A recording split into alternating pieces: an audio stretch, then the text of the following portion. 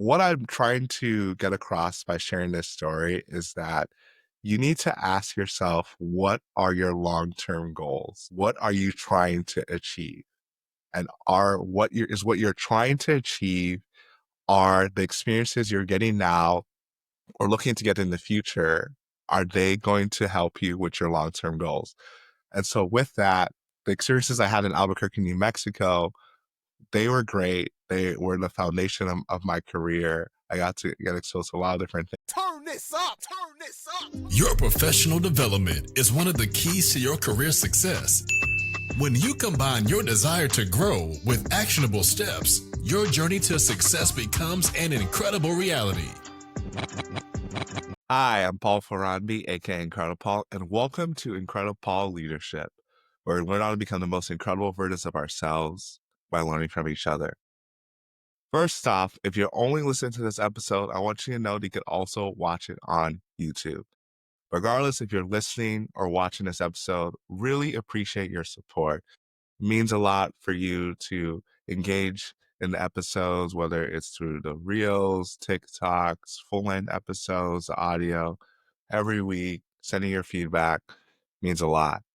Also want to tell you about the Be Incredible Starter Pack. So it has leadership masterclass, budget template, resume template, and interview guide to help you become the most incredible version of yourself in a variety of different areas. It is a way to kickstart your leadership in a bunch of different ways. So definitely pick that up. Go to incredipaul.org/start.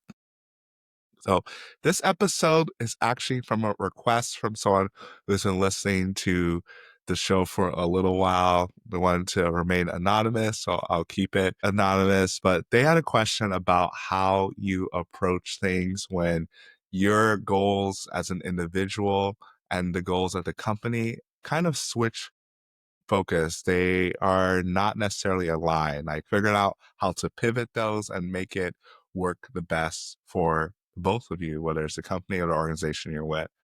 So I wanted to tackle that because that's definitely something I've faced in the past. And I will say right off the bat that the answer to this question may or may not be what you're expecting. Like, how do you align your goals with the company's goal? Just kick things off, I will start off just sharing a little bit story within my journey.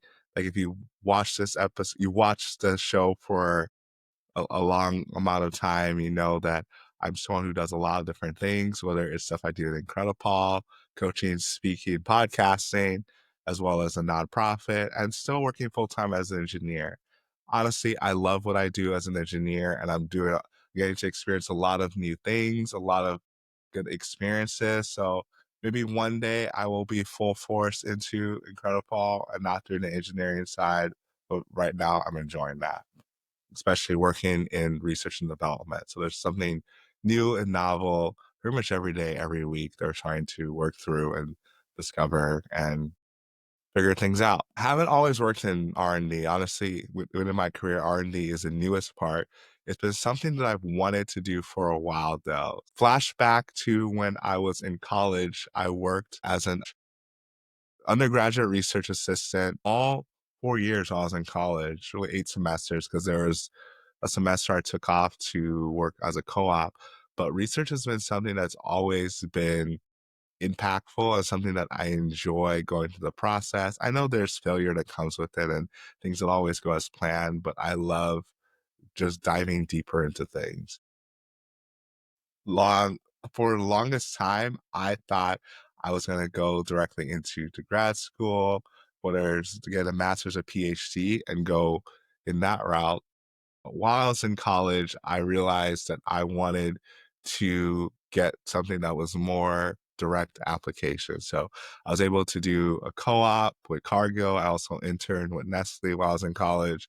And I kind of honed in, okay, I want to do stuff on the food side of things, especially consumer packaged goods. It's just, for me, the feeling I get that I get to work on a particular product or technology and get to see it in stores, like that just is something, it does something for me internally. Like, oh, I had a hand in making this product, manufacturing this product, whatever it is, and I get to see it in the store.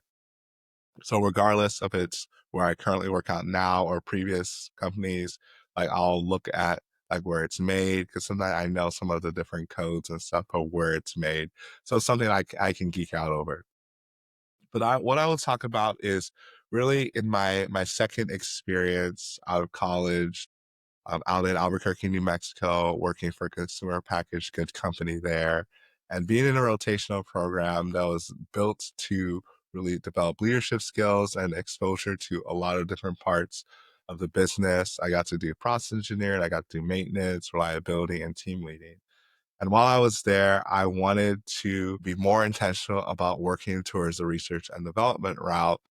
I had taken this position as rotational in Albuquerque to be more close to the manufacturing side. My thought was that if I want to work in research and development and kind of apply some of the things, research methods I learned while in college, understanding what things look like on the manufacturing side would help make it easier or at least make me more empathetic to know, okay, these are things that you can do, these are things that you can't do. So I was pretty intentional there. I had done some work to network. I talk about networking all the time. Network with some people on the corporate side of things, and they had told me if you could get opportunities to work directly with some of the systems engineers, work with like R&D on any specific opportunities, like that would be a good opportunity to set yourself up for when positions came up. So like I mentioned, this is a rotational program. Like you're supposed to go through different rotations. What ended up happening was that when I was about to go into my last rotation, there's a job that opened up because someone had left the company on the systems engineering side. And so he was really the liaison between R&D and the site to make sure anything they're implementing that was going well. And so I approached my then rotational manager to understand, hey, like I want to get this opportunity because my longer term aspirations are definitely more on the R&D side of things. I want to figure out how can I make sure that I'm getting the experiences I need based on the conversations I've had with people at corporate already. They're saying like, hey, like it's great you're getting a plan experience, but if you can work closer the people or for different projects, that would be good. So I kind of laid this out on the table, showed her like what I wanted, how I wanted to approach things. And unfortunately, the answer I got was like, no, it was not really possible that I had to go through this specific rotation. I had to do team leading, which I was like, I understand the importance of going through team leading, understanding like developing your leadership skills. For myself, like in the team leading position, it was the organization was on 12-hour shifts. So I was gonna be on night shift too. So it was like 4 p.m. to 4 a.m. shift. Besides the fact that no one really wants to work on night shift, I think a few people like it, but a majority of people don't. The other part was that I didn't feel like this was directly helping to get to where I wanted to go, where I knew I had aspirations for, which was in the research and development realm. So I did everything I could. I asked a question. I tried to talk to different people, even within the organization between the plant. I think I had a conversation with the plant. I did have a conversation with the plant manager at the time about what I wanted to do longer term and what I wasn't doing now. And just for whatever reason, it just wasn't panning out and was had to go through this rotation. So with that, I knew that I needed to do something different. So this is where it just depends on where you're at and how open companies are. I'm not saying that you necessarily have to leave your company. I know now more than ever, people are leaving companies pretty quickly. And I'm not the best example because I've worked for 5 different billion-dollar organizations since graduating in 2016. So I've definitely moved, but for specific reasons, which I've talked about in previous episodes, and maybe I'll get into it here. But at this particular time, I already knew what I wanted to do long term. And for me, I wanted to work within research and development. And I knew this experience was not helping me with that. It was not building any relationships with people in that area. Honestly, it kind of kept me on an island because not only was I working on the team leading side, I was on the night shift. So it was a lot harder to connect with people on day shift as well. I mean, worked until 4 a.m. and then sometimes we had to shift hours for when we had different trainings and things, but it really isolated me from things I knew I wanted to do. So with that, I started to be more intentional about looking at other opportunities where I could potentially get into research and development or have an opportunity to interface with these people so that I could eventually get into research and development. The other thing I knew I wanted to do was I wanted to travel and see multiple different sites. I like working in Albuquerque. It was a great site, like a lot to work on. I was primarily working on the side that made granola bars, but there's also some cereal there as well. But I knew I wanted to do more and see more, like really travel across the country and then even globally at some point. So with that, I started to look at other opportunities across and just see what was available. And with that, I came across opportunity in St. Louis. And it was an opportunity where I would get to travel. I was going to be doing stuff on the continuous improvement side of things. But at the same time, throughout the interview process, just voicing my long-term aspirations to work more closely on the technical side, do more stuff on the R&D side. And I could see from the manager, he knew that that's something I wanted and really made it his passion and made it part of his goal to make sure I was getting connected to the people that I wanted.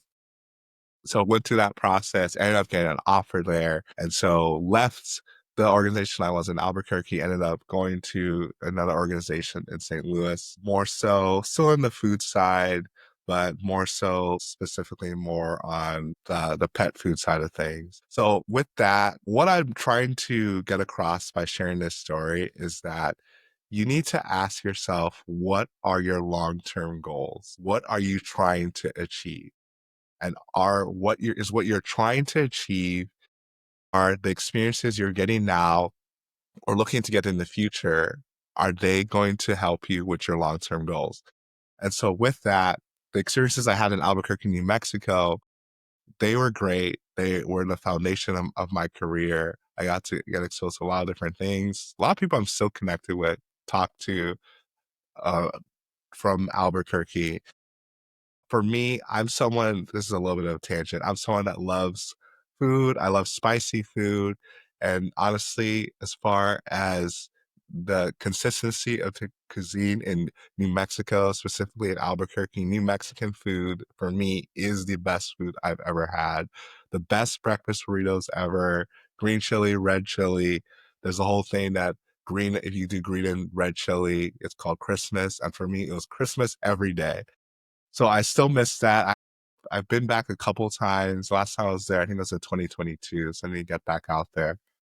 But all that to say, make sure that what you are striving towards, that you know what you're striving towards. Talked about before on the show, a lot of people have no idea what they want to be when they grow up, and that's fine.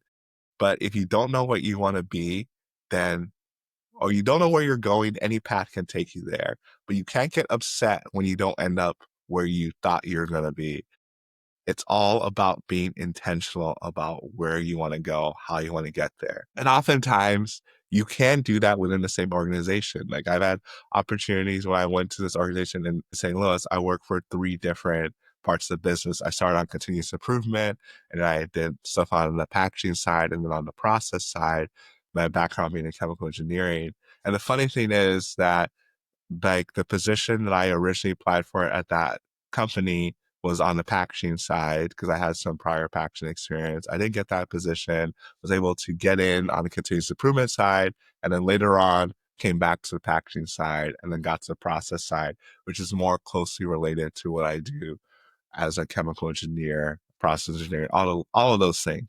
So I will say have a kind of longer term goal in mind as far as like what are the things you want to experience. I'm someone that values new experiences. I value travel. I value being able to build relationships with people.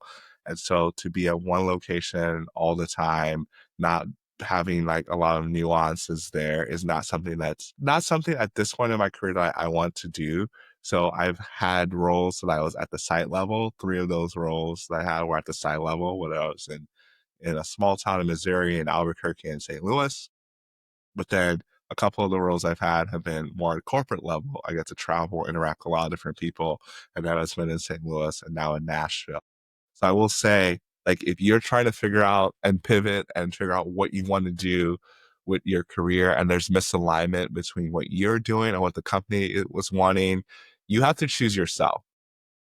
That's the long and short of it that I try to get from that story, is that your career is something that you ultimately, the business is going to do what the business is going to do. I tell people that there's no such thing, or there shouldn't be anything as company loyalty, because a company is only as loyal to you as long as it is in their best financial interest. Some companies are better than others as far as not doing layoffs or different things, but they're going to do what they need to do. So you also need to do what you need to do as well. I think the key thing here, and I'm already over the time I want to spend for this show, so maybe I'll have a part two for this, but make sure that you are talking to people about what are the steps to take to get to where you want. Because sometimes there is value in staying and working through the process. Other times there's value in leaving. But you just need to make sure that when you leave, that you're leaving for the right reasons and it's helping you on your journey. For me, when I left an organization, every time there's a specific reason, whether it was more career aspirations or like the one right before when I left the I left from one job in St. Louis to another job in St. Louis, trying to travel less and prioritize the relationship, because I was married at the time. I was newlywed, and I just knew I needed to be at home more. So that was a decision I made.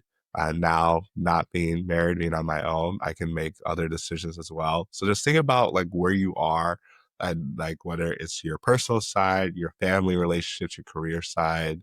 I think a coach can help with that. So definitely reach out to me and I can help talk you through those things.